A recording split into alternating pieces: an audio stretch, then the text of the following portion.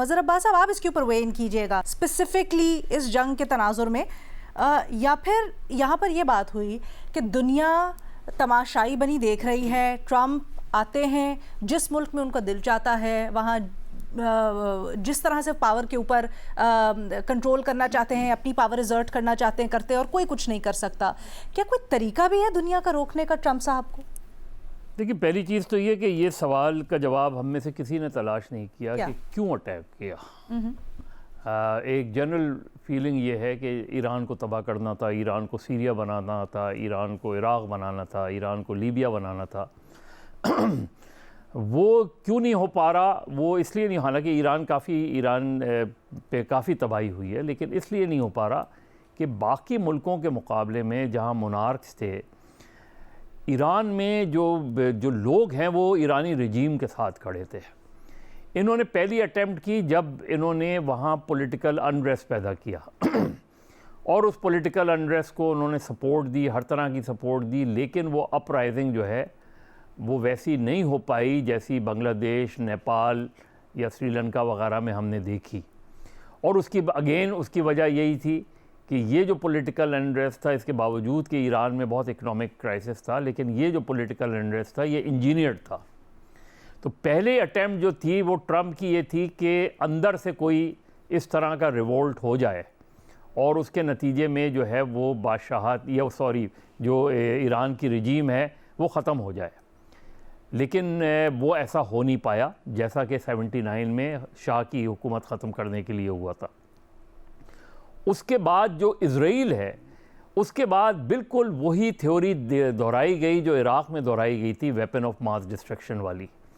यहाँ ये थ्योरी दी गई कि ईरान जो है अमेरिका पे हमला करने वाला है, ईरान अगले 10-15 दिन में न्यूक्लियर पावर बन जाएगा और वो एटम बम कर देगा। और एक ईरान की तरफ से आया कि जी मुज़ाकरात कर लें, हम हर चीज़ के लिए तैयार हैं। ईरान ने मुज़ाकरात शुरू कर दिए, मुज़ाकरात की टेबल पे चला गया। जो राउंड हुआ उसके बाद आके ये कहा गया कि इसमें प्रोग्रेस हुई है और अगले राउंड तक ये इशू से रिज़ॉल्व हो जाएगा।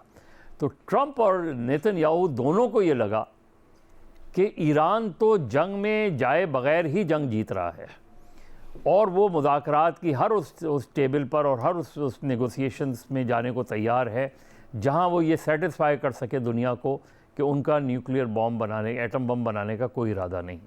और उन्होंने हर चीज़, तकरीबन हर कंडीशंस उन्होंने मान ली एक्सेप्ट फॉर मिसाइल उसमें।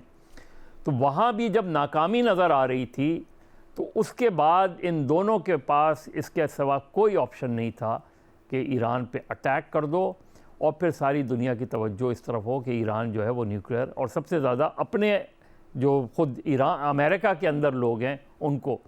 अब ये जो डोनाल्ड ट्रंप मुसलसल कंफ्यूज हैं कि कभी वो कहते हैं कि जंग ख़त्म हो गई, कभी वो कहते हैं कि आखिर वक्त तक हम लड़ेंगे। उनके लिए प्रॉब्लम ये है कि वो अमेरिकन पब्लिक को क्या सेल करेंगे, ये मिड टर्म इलेक्शन से पहले क्या चीज़ सेल करेंगे। ये सेल करेंगे कि ईरान की मिसाइल टेक्नोलॉजी तबाह कर दी, वो तो नज़र नहीं आता कि तबाह हुई है। ये तय करेंगे कि क्या ईरान का एटम बम का वो जो है वो हमने न्यूक्लियर टेक्नोलॉजी तबाह कर दी, वो भी नहीं नज़र आता उसमें। तो ईरान के जो सदर का बयान है वो सदर के बयान है एक ऐसे शख्स का बयान जो पोजीशन ऑफ स्ट्रेंथ से बात कर रहा है। यानी ये बयान कोई डिफीटेड प्रेसिडेंट नहीं करता, ये बयान जिसने विक्ट्री हासिल कर ली है वो ये कहता है कि भाई ये बातें आप माने तो अब जंग मेरे हाथ में, जंग को ख़त्म करना मेरे हाथ में है। आप ये बातें मानेंगे तो जंग ख़त्म हो जाएगी, आप ये बातें नहीं मानेंगे तो मैं जंग लड़ता रहूँगा। तो डोनाल्ड ट्रंप और नेतन्याहू एक बहुत ही कंफ्यूज उसमें टेरेन में चले गए हैं। उनकी समझ में नहीं आ रहा कि ईरान को किस तरीके से और दुनिया को, अपने लोगों को किस तरह सेटिस्फाई करें कि हमने ईरान को शिकस्त दे दी है। क्योंकि जब वो ये बयान देते हैं ईरान को शिकस्त दी है, ईरान मिसाइल दाग देता है और फिर बात वहीं की वहीं रह जाती है। तो इस वक्त जो बॉल है वो डोनाल्ड ट्रंप और नेतन्याहू की कोर्ट में फेंक दी है ईरान ने कि जी ये बातें मानोगे तो जंग ख़त्म होगी, वरना जंग जारी है।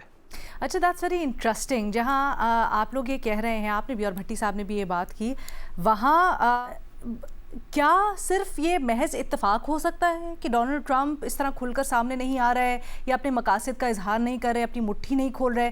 क्या इसका ताल्लुक चाइना से भी हो सकता है? क्या जो बातें हो रही हैं या तज्जियाकार जिस तरह से अंदाजे लगा रहे हैं कि मकसद इस पूरी की पूरी एक्सरसाइज का ये है कि चाइना की एनर्जी सप्लाई की जो लाइन है उसके ऊपर कंट्रोल हासिल करना मकसद है असल, और क्योंकि वो एक बड़ा पोशीदा मकसद, टेक्निकल मामलात की वजह से उसके ऊपर से पर्दा नहीं उठाना चाह रहे ट्रंप। मैं चाहती हूँ शहजाद इकबाल साहब से अगर इसके ऊपर ब्रीफ कमेंट ले लें, क्योंकि अभी जो कांग्रेस की हेयरिंग हुई शहजाद, उसके अंदर भी बाहर आके सेनेटर्स ने ये बताया कि ब्रीफिंग हुई, उसके अंदर भी सेनेटर्स ने बाहर आके बताया कि we are heading towards boots on ground.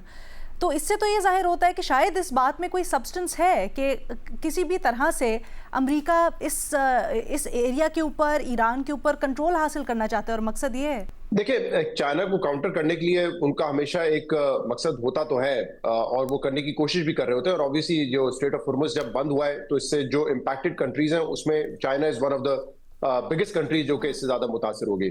इस वक्त अगर कोई ट्रंप के ऊपर असरअंदाज हो सकता है तो मेरे ख्याल से एक तो वो आने वाला इलेक्शन है, और वो तभी हो सकता है कि जब वहां पे लोगों की राय आमा तब्दील हो, उनके खिलाफ हो, खासतौर पे इकोनॉमिक कंडीशंस को लेके। क्योंकि जहां हम ये बात करते हैं ना कि इस ऑयल प्राइसेस से obviously Pakistan, south Asia, China मुतासिर होंगे, वहां पे इन्फ्लेशन के असरात तो अमेरिका में भी आएंगे। और अमेरिका में जब से डोनाल्ड ट्रंप आए हैं, उनकी अवाम उनकी इकोनॉमिक पॉलिसी से कोई बहुत ज्यादा मुतमईन नहीं है। अभी थोड़ा सा ये देखने में शुरू हुआ था कि यूरोपियन कंट्रीज में और यूएस में इन्फ्लेशन थोड़ी थोड़ी नीचे आ रही थी, लेकिन ये जो हिट पड़ी है ऑयल प्राइसेस, जो कमोडिटीज प्राइसेस को, इससे उसका इम्पैक्ट जो है वो उसके रेमिफिकेशंस आएंगे। और आई एम श्योर कि नवंबर के इलेक्शंस में उनकी नजर होंगी। ओह गॉड।